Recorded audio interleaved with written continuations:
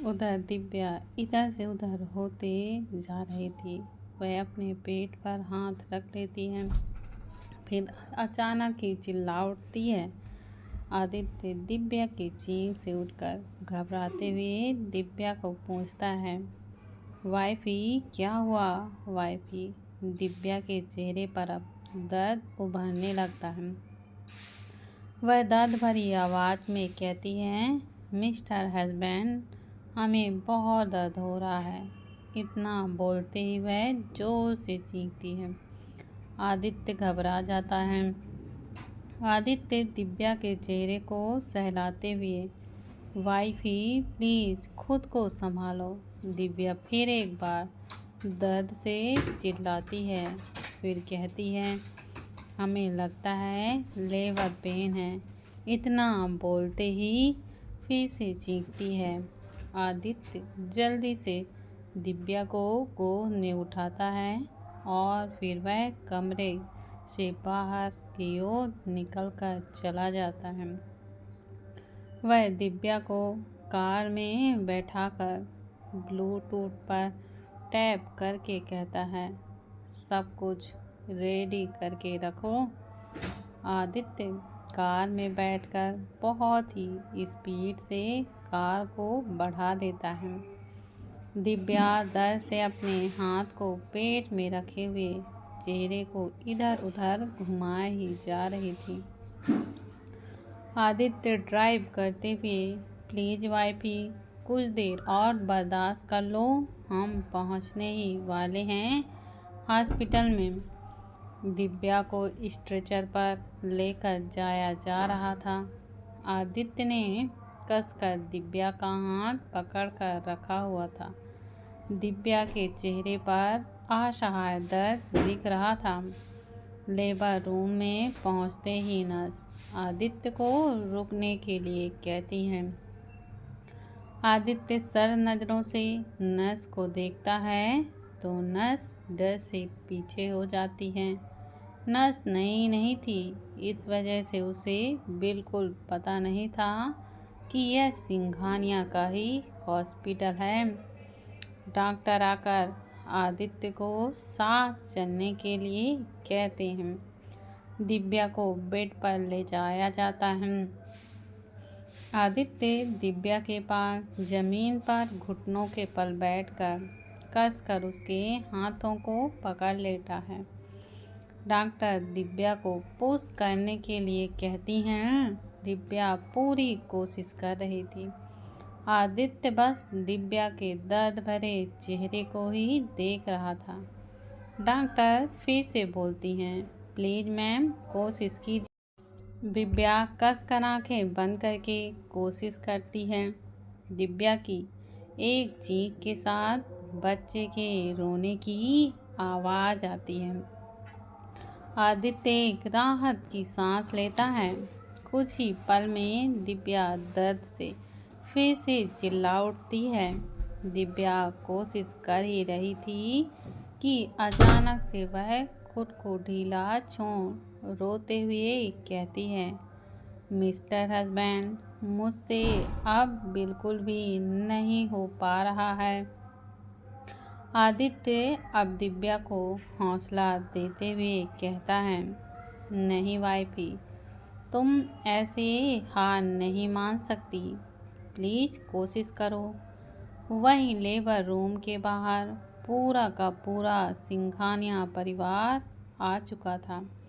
दिव्या कोशिश कर ही रही थी कि धीरे धीरे उसकी आंखें बंद होने लगती हैं। डॉक्टर दिव्या की आंखें बंद होता हो का देख घबराते हुए कहता है, प्लीज़ उसकी आंखें बंद मत होने दीजिए, बच्चा बाहर आना चाहता है। अगर बेहोश हो गई तो बहुत बड़ी प्रॉब्लम हो जाएगी।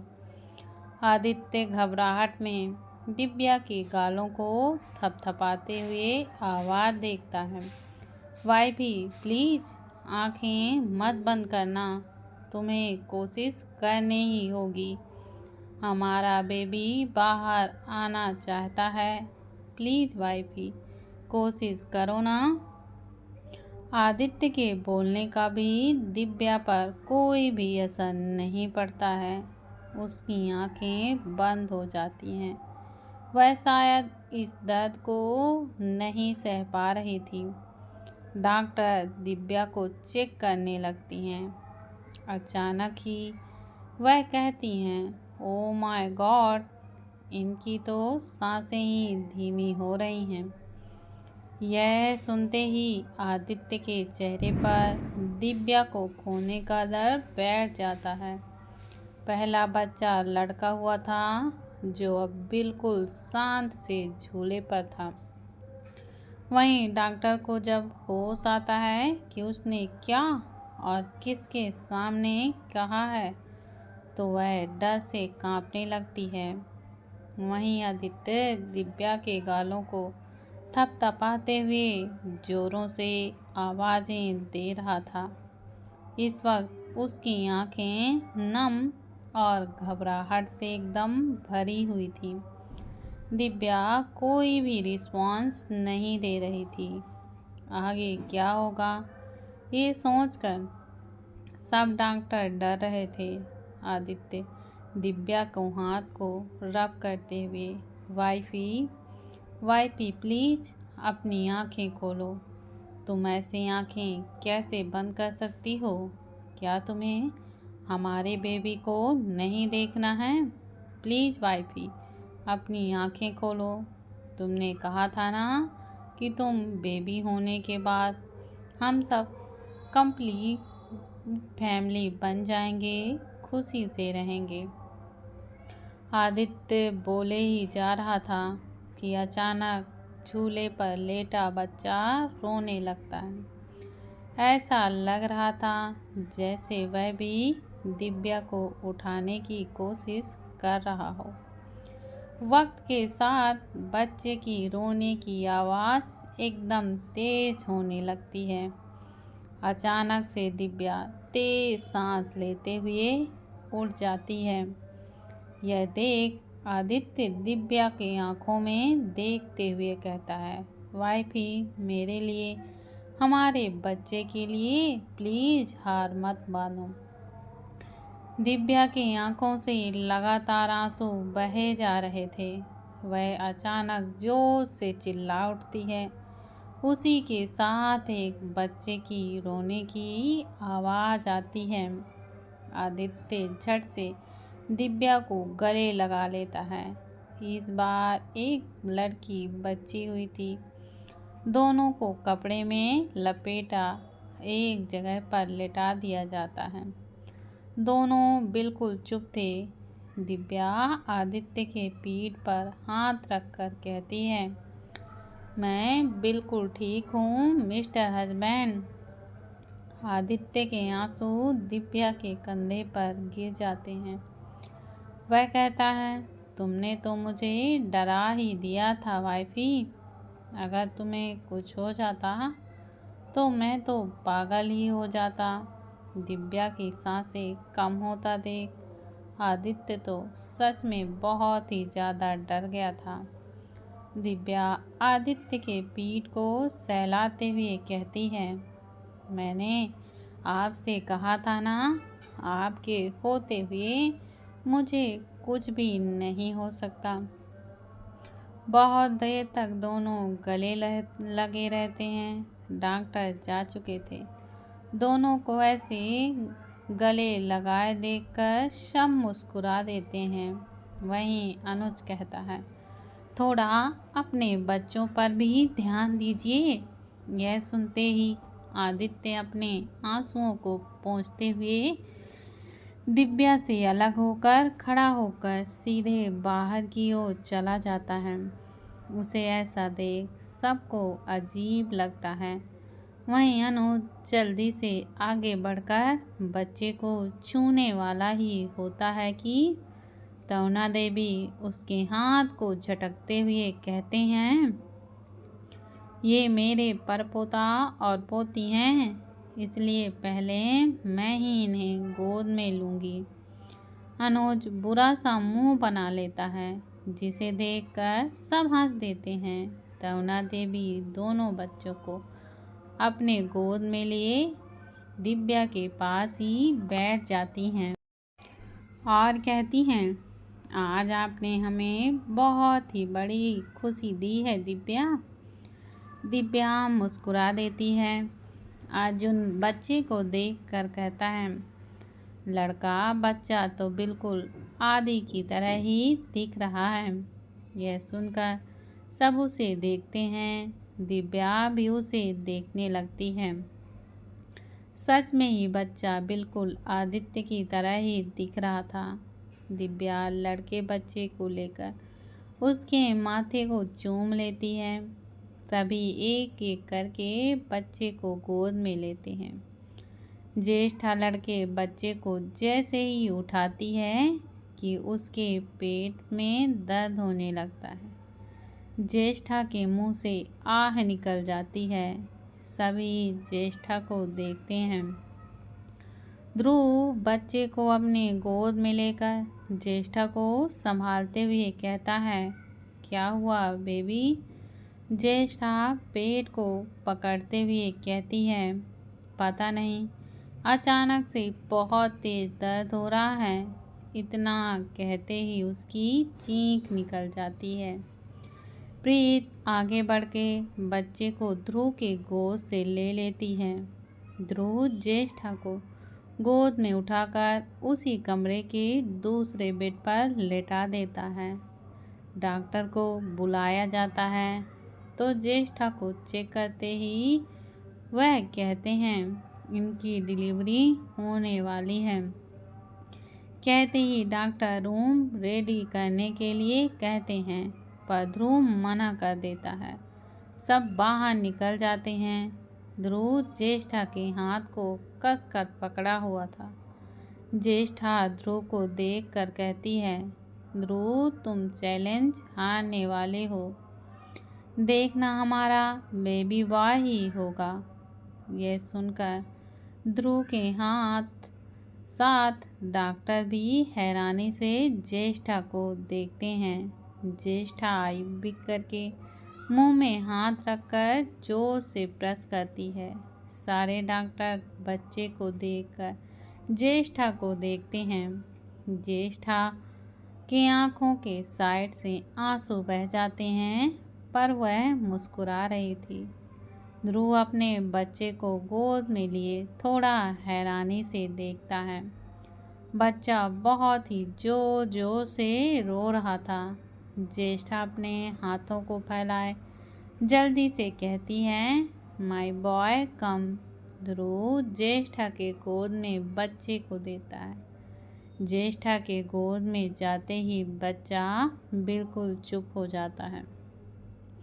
यह देख ध्रुव सर हिलाते हुए धीरे से कहता है, बिल्कुल बाप पर ही गया है। मुझसे ज़्यादा इसे मेरी बेबी पसंद है। ऐसे तो मेरी वाट लगने वाली है।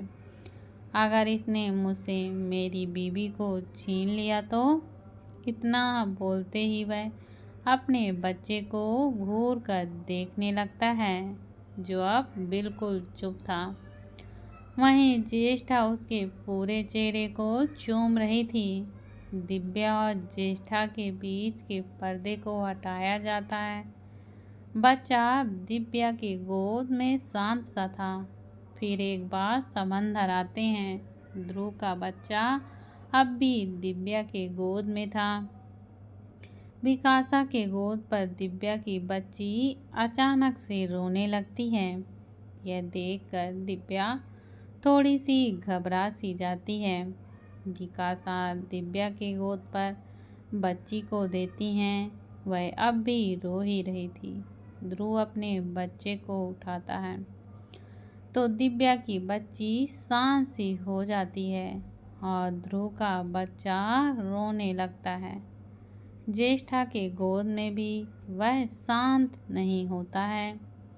जब फिर से दिव्या के गोद में उसे रखा जाता है तो वह बिल्कुल शांत हो जाता है।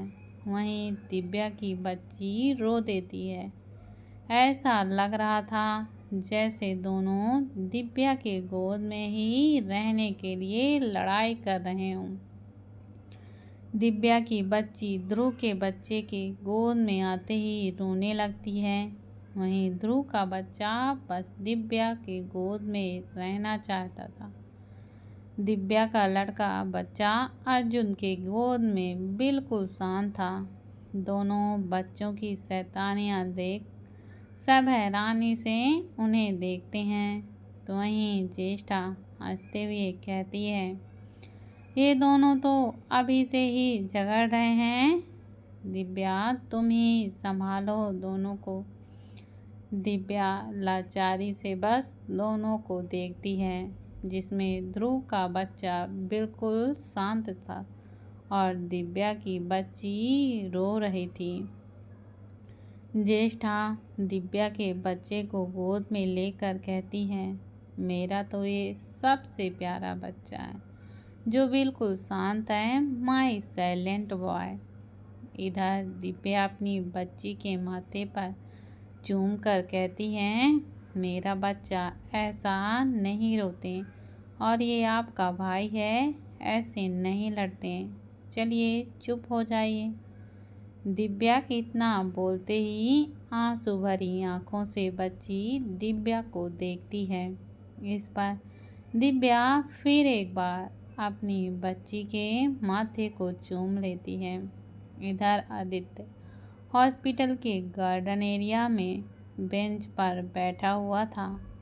अभी सुबह के बस 4:30 ही बजे थे, जिसमें बस लाइट की रोशनी ही उस पर पड़ रही थी। दिव्या के उस पल के हालात आदित्य के दिमाग में बस बार बार घूमे ही जा रहे थे। आदित्य ने अब तक अपने बच्चों को तक नहीं देखा था। तभी उसके सामने आकर कोई बैठ जाता है।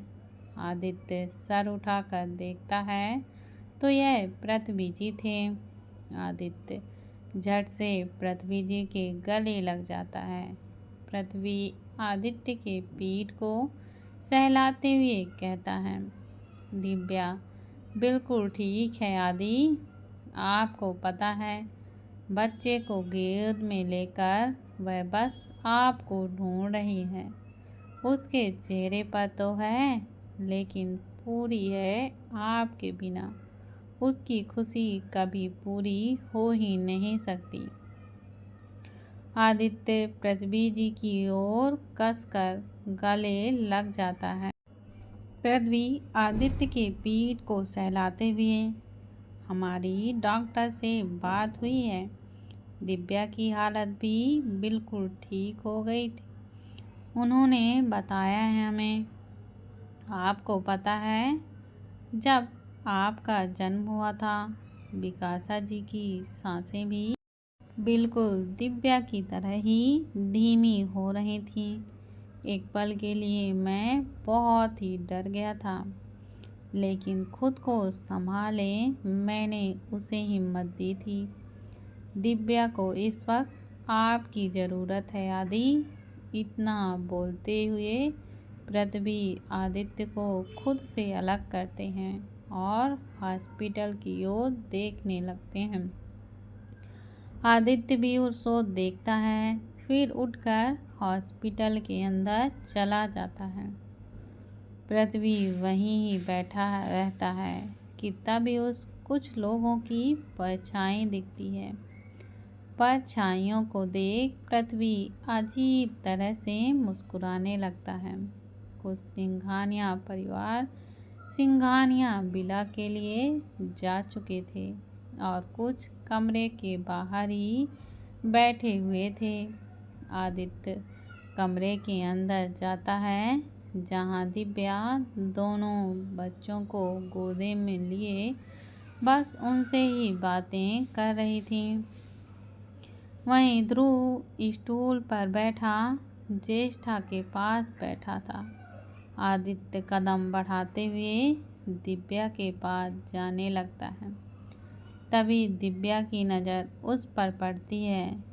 जैसे ही वह उसे देखती है, शिकायत भरे लफ्ज में कहती है, मिस्टर हस्बैंड, आप बहुत बुरे हैं। आपने हमारे बेबी को देखा तक नहीं। अब हम तीनों आपसे बहुत नाराज हैं। बोलते हुए दिव्या अपना मुंह फेर लेती है। आदित्य एक छोटी सी मुस्कान के साथ दिव्या के पास बैठता है, फिर झुककर दिव्या के माथे को चूम कर कहता है, थैंक यू। फिर अपने दोनों बेबियों को गोद में लेकर बारी बारी से उसके माथे को चूम लेता है। बच्चा तो बिल्कुल शान से आदित्य को ही देख रहा था, पर बच्ची अपना हाथ पैर हिलाए ही जा रही थी। उसे देखकर आदित्य मुस्कुराते हुए कहता है, हमारी बेबी गर्ल तो बिल्कुल तुम पर ही गई है वाइफी। इसके हाथ पैर शांत होते ही नहीं हो। जैसे तुम हमेशा इधर से उधर पुदकती रहती हो। दिव्या मुंह बनाकर कहती है, इसे तो आप ही संभालिए, मुझे तो आपका शांत बच्चा ही चाहिए। बोलते हुए दिव्या बच्चे को ले लेती है। आदित्य बच्ची के छोटे छोटे हाथों को पकड़कर मुस्कुराते हुए कहता है, मेरी क्यूटी रैबिट। दिव्या अपने बच्चे के नाक पर किस करते हुए मुस्कुराते हुए कहती है, मेरा आयान। अब ध्रुव का बच्चा ध्रुव के गोद में ही खेल रहा था और अपने छोटे छोटे हाथों से ज्येष्ठा के बालों को भी खींच रहा था। ज्येष्ठा उसे घूरते हुए कहती है, ध्रुव ये ना मुझे बहुत परेशान करने वाला है, जैसे कि तुम मुझे करते हो। ध्रुव बच्चे की नाक पर टैप करते हुए कहता है, कराएगा ही, आखिर बच्चा ही किसका है, मेरा से। बोलते हुए ध्रुव बच्चे के गाल पर किस करता है, जिसे देखकर ज्येष्ठा बस मुस्कुरा सी देती है।